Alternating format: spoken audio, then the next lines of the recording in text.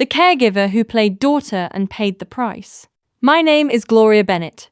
I was 65 years old when I learned that trust can be both beautiful and dangerous. I lived in a small apartment in Surrey, British Columbia, with my youngest child. After my husband passed, my world became smaller. My child became my strength. We shared quiet mornings, warm meals, and long talks about life. I never felt alone because we had each other. Then one afternoon, everything changed. My child came home holding a letter. I could see excitement and worry mixed on that face. It was a transfer to Toronto, a promotion, 1.5 times the current salary. It was a blessing, the kind every parent prays for. I smiled and said I was proud, and I truly was. But when I went to my room that night, I sat on my bed and stared at the wall. Toronto was far. I was not as strong as I used to be. My knees hurt when I walked too much. Some days my memory felt slow. Still, I told myself, love meant letting go. I had no idea that letting go would open the door to the biggest betrayal of my life. In the weeks before the move, my child worked hard to find someone to care for me.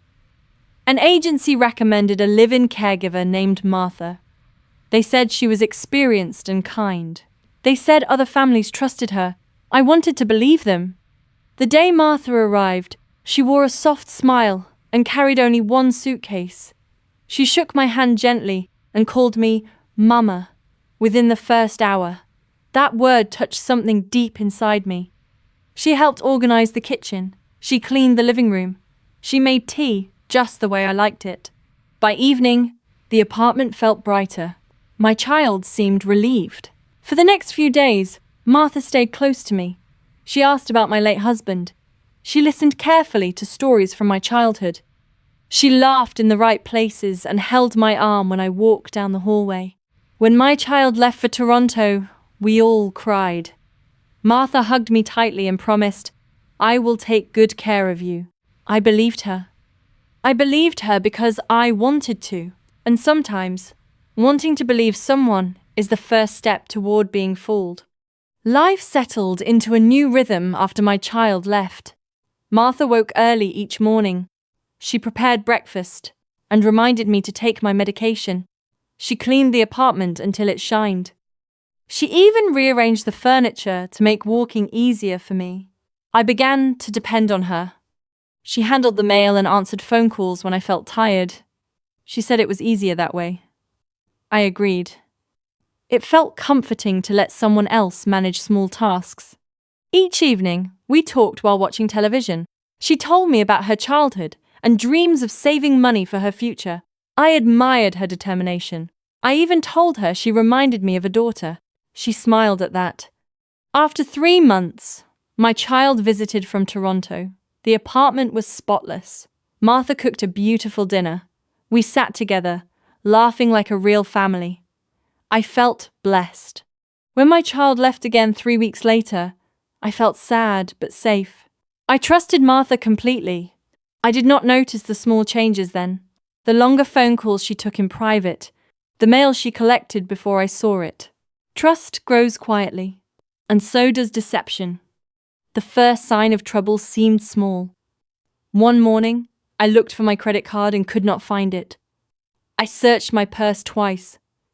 My hands shook, but I told myself I must have misplaced it. I mentioned it to Martha. She frowned and helped me search. We looked through drawers and under cushions. She suggested I might have forgotten where I put it. That idea hurt more than losing the card. Was I becoming forgetful? I called my child that afternoon. I tried to sound calm, but my voice trembled. My child told me to ask Martha again and to cancel the card if needed. I hesitated. I did not want Martha to feel accused. Days passed. I forgot about it. Then one afternoon, I opened my jewelry box and noticed a bracelet missing. It was small, so I blamed myself again. Maybe I moved it somewhere safe.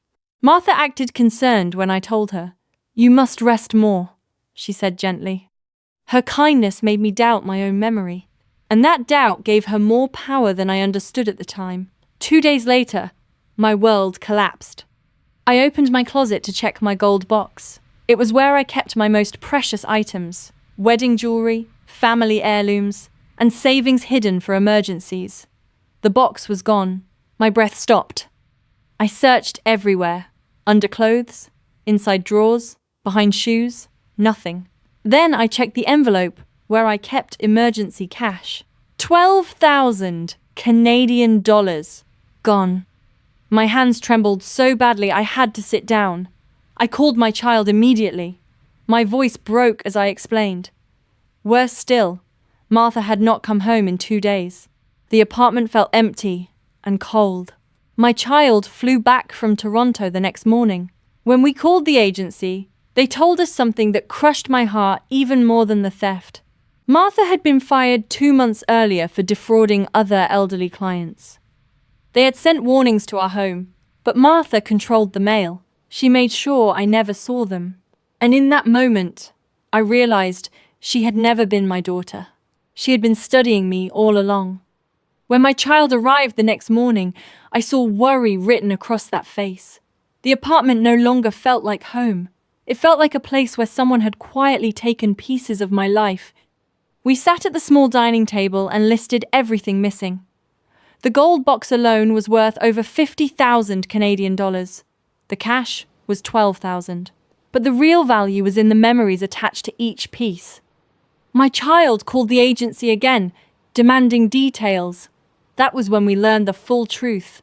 Martha had been dismissed for stealing from 2 elderly clients before me. The agency claimed they had tried to warn us through letters, emails, and phone calls. I never saw those letters. I never heard those calls. Martha had answered the phone. She had collected the mail. She had filtered my world.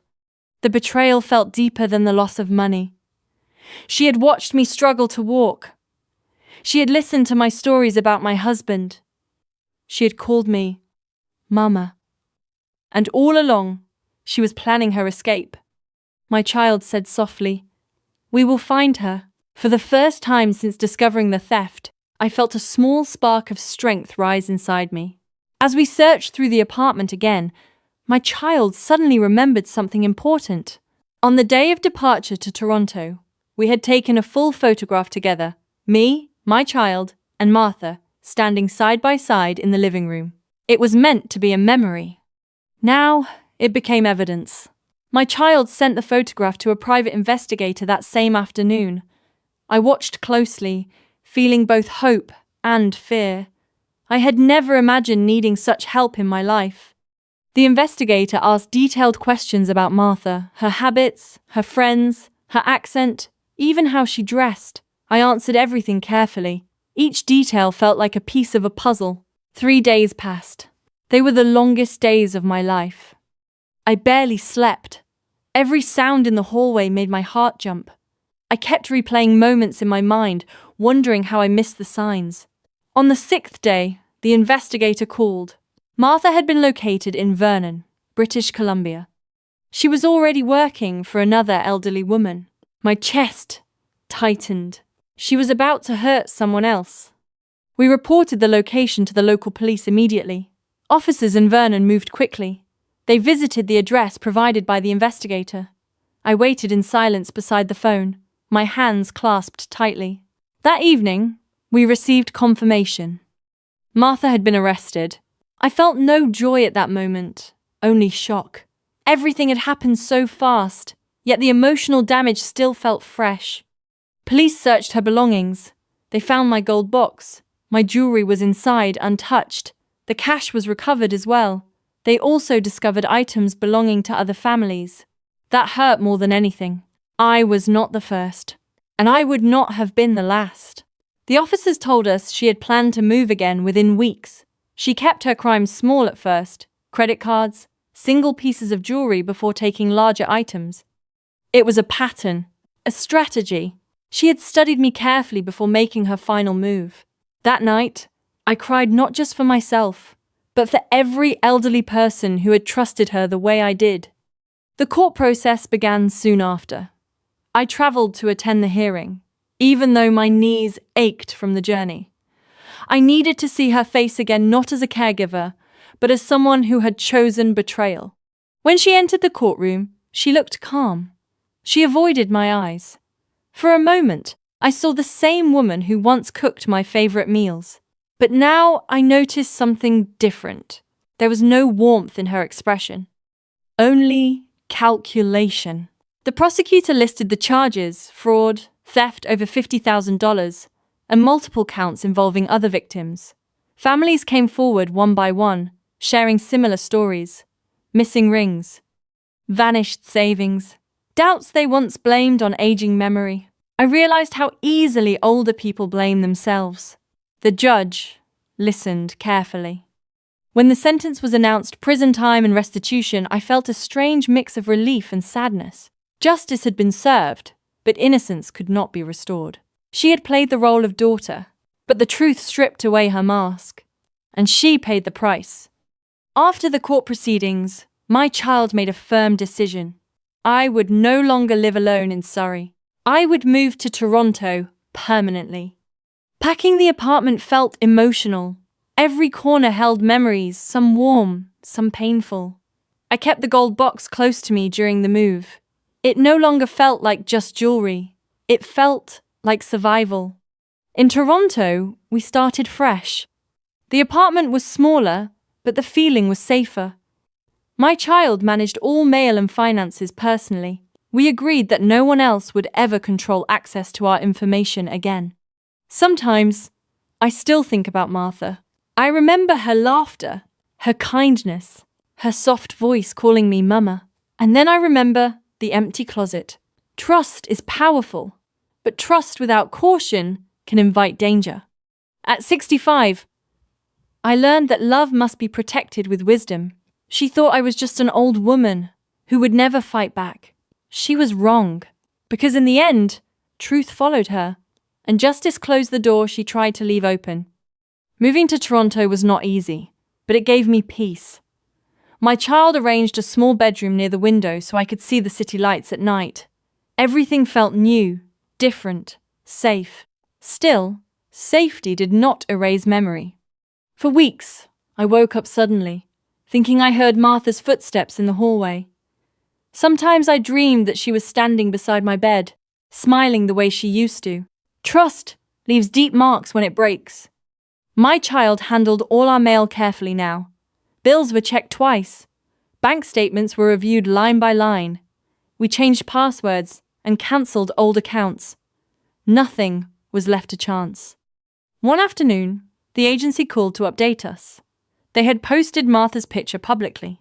Other families came forward to report missing valuables. Some had never suspected her before. Hearing that gave me mixed feelings. I felt sad for them, but I also felt grateful we had acted quickly. If we had stayed silent, she might have continued hurting others. Justice was not just about my gold box. It was about stopping a pattern, and for the first time since everything happened, I felt proud of our strength. As months passed, I began to reflect on the small signs I ignored. Martha always insisted on collecting the mail herself. She answered calls before I could reach the phone. At the time, it felt helpful.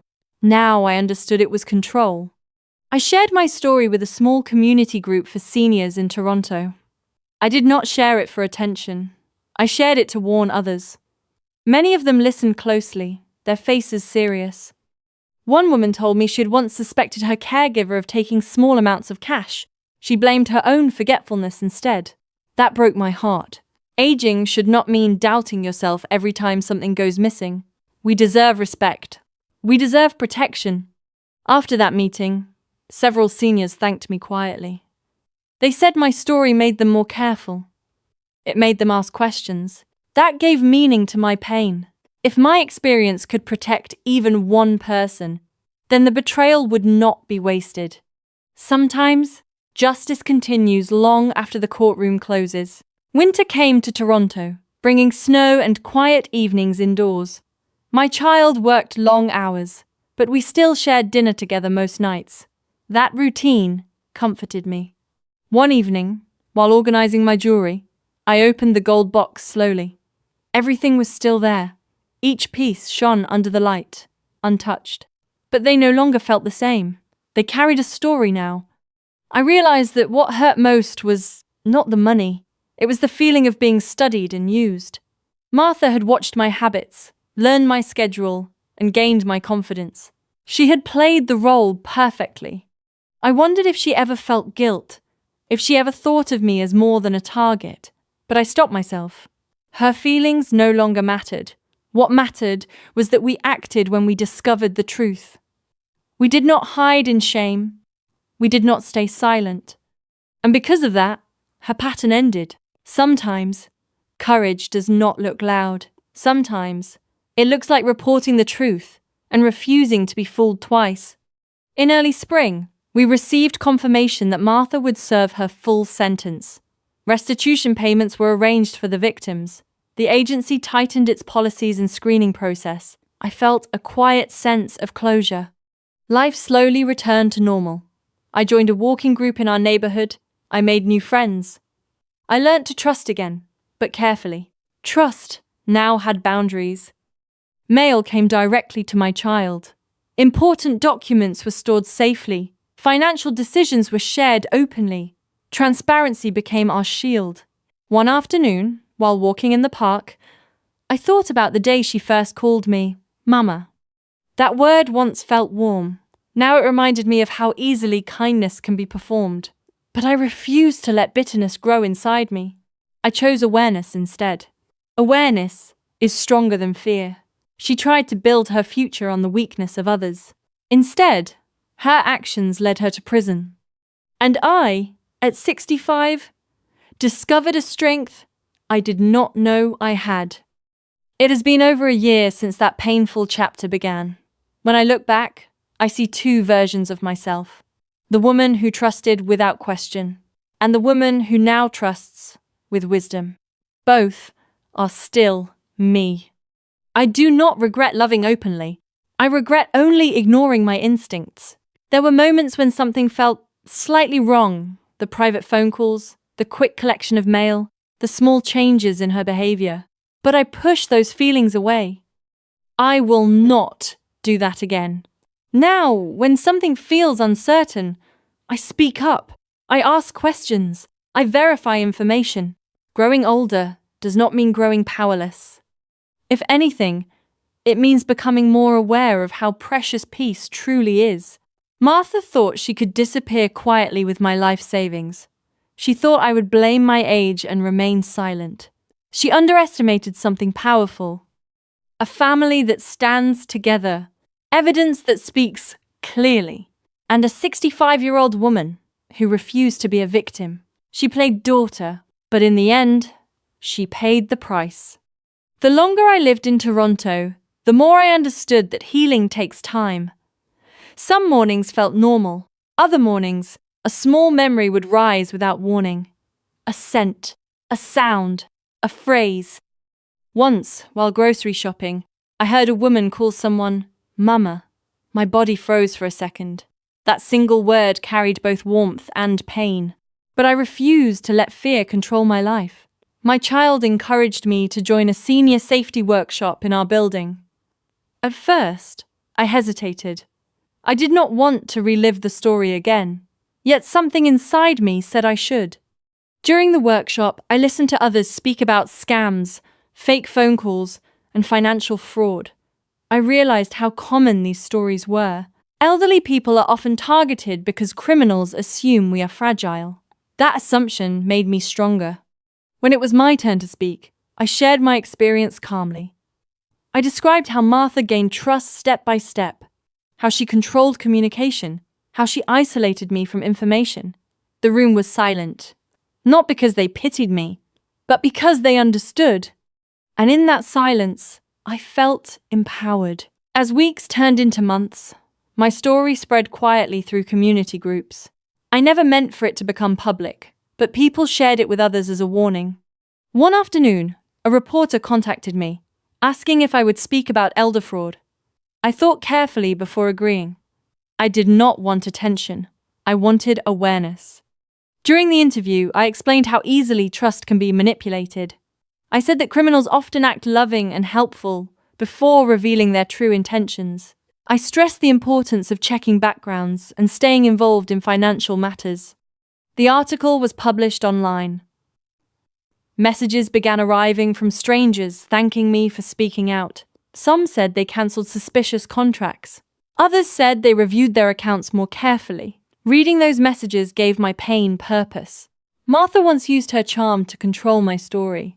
Now, I controlled it.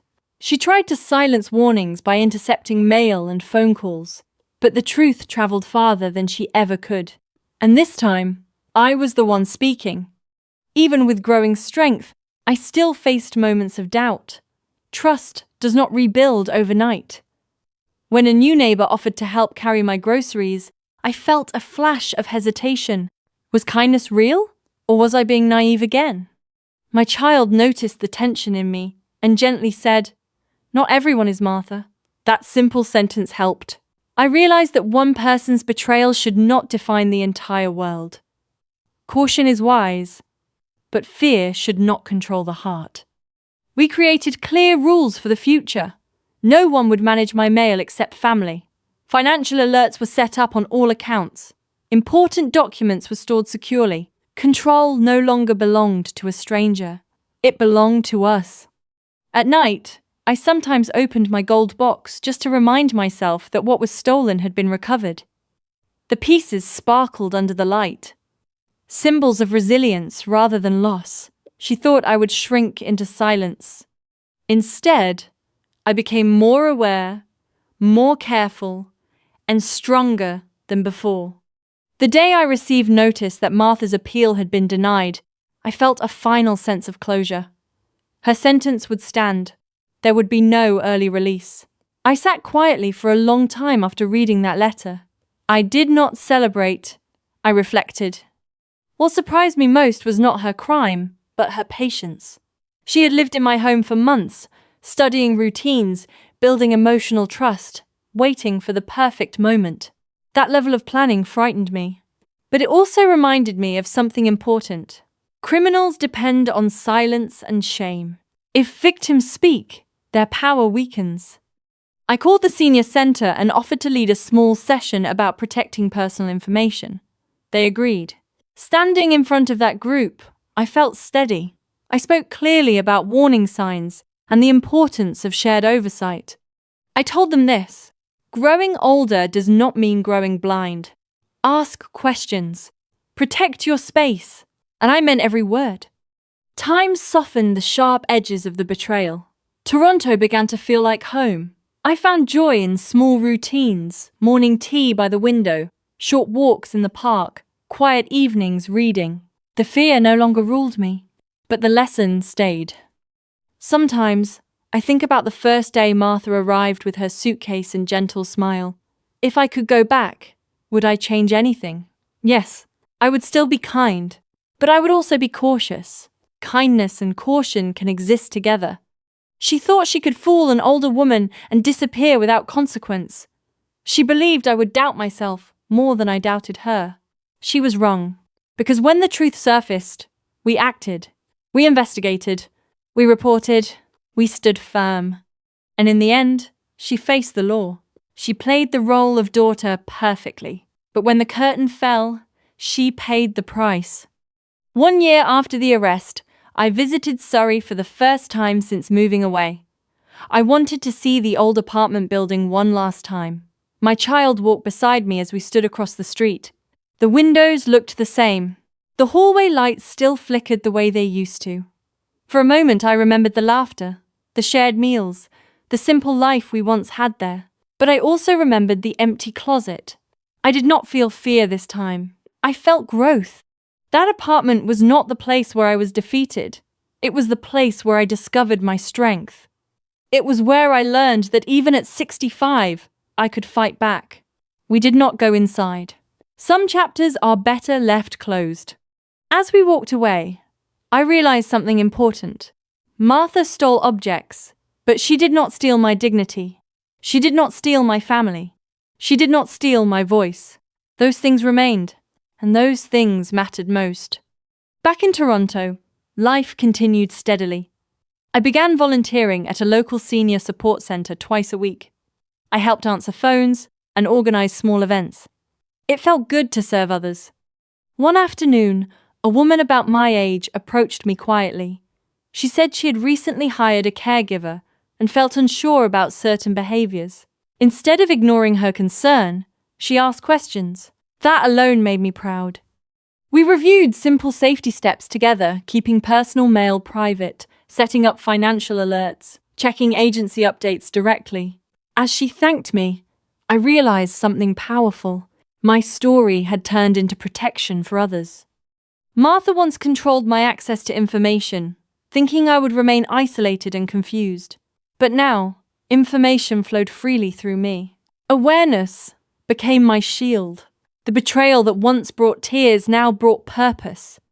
I could not erase what happened, but I could make sure fewer people suffered the same way, and that felt like the truest form of justice. There were still moments when memories surfaced unexpectedly. Once, while sorting old photos, I found the picture taken on the day my child left for Toronto. We were all smiling. Martha stood between us. For a second, my chest tightened. Then I looked closer. I no longer saw warmth in her eyes. I saw distance, calculation hidden behind charm. I placed the photo back in the box, not as a painful reminder, but as proof. Proof that deception can look gentle. Proof that trust must be protected. My child once asked if I hated her. I thought about that carefully. No. Hate would give her too much space in my heart. What I felt instead was understanding. Understanding that some people choose shortcuts built on harm, and when they do, consequences follow. She made her choice, and the law answered it. As my 66th birthday approached, I reflected on the past year. It had begun with excitement, turned into betrayal, and ended with justice. Many people assume older age means weakness. I learned the opposite. It means experience. It means resilience. It means knowing that when something feels wrong, it usually is. On my birthday, my child gave me a small new jewelry box, not to replace the old one, but to symbolize a new chapter. Inside was a simple bracelet engraved with one word: strength. I smiled as I fastened it around my wrist. The past had tested me, but it had not broken me, and that realization felt more valuable than gold. When I look back now, I no longer focus on what was stolen. I focus on what was revealed. The truth revealed her pattern. The investigation revealed her lies. The courtroom revealed her mask. And the experience revealed my strength. She thought I would doubt myself. She thought age would silence me. She thought shame would keep me quiet. She was wrong. I spoke. My child acted. The law responded. She played daughter with careful skill, building trust one smile at a time. She studied my habits, my kindness, my loneliness. But she forgot something important. Even gentle hearts can fight back. Even older voices can be heard. And when truth is pursued with courage, it always catches up. She lived in my home. She touched my memories. She carried my gold box out the door. But in the end, she carried handcuffs instead. And that is why she paid the price. This is my story, and I tell it so others will never feel alone.